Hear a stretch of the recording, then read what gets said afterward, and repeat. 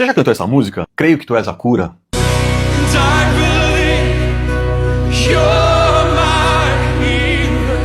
É uma música muito conhecida, ficou conhecida na voz da Gabriela Rocha aqui no Brasil.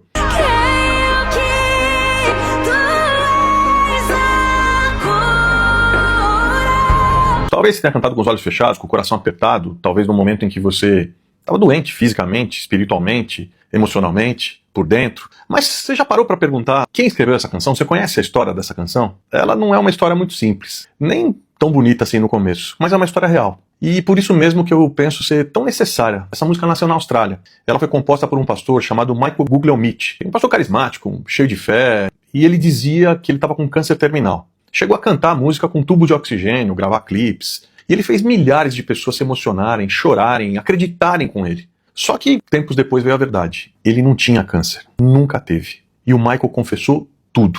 Disse que a doença que ele tinha, ele carregava na alma. Tinha mais de 10 anos que ele estava lutando em silêncio contra um vício que ele sentia que deixava ele aprisionado, que era o vício em pornografia. Com culpa, vergonha, medo do julgamento.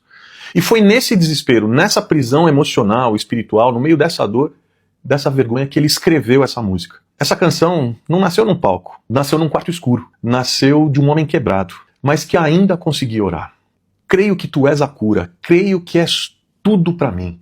Ele devolveu tudo que ele recebeu, que ele tinha ganhado com a canção, ele devolveu tudo. Foi confrontado, foi acolhido, foi restaurado, e hoje ele vive com a família dele, longe dos holofotes. E mesmo com tudo isso, incrível, essa música continua sendo usada por Deus para curar milhares de pessoas. Porque às vezes, eu fico aqui pensando, o que nos envergonha é justamente aquilo que Deus usa para alcançar quem também está caído.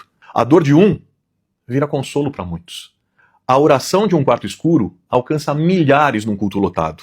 No fim, essa história é sobre a gente, é sobre nós, sobre mim, sobre você, sobre quem alguma vez na vida já tentou manter a aparência, tentou se segurar e quase se perdeu no processo. Sobre quem ainda crê, mesmo com o coração em pedaços. Sobre quem aprendeu que a dor, ela pode até ser o ponto de partida, mas ela jamais precisa ser o ponto final. Pensa nisso, tá?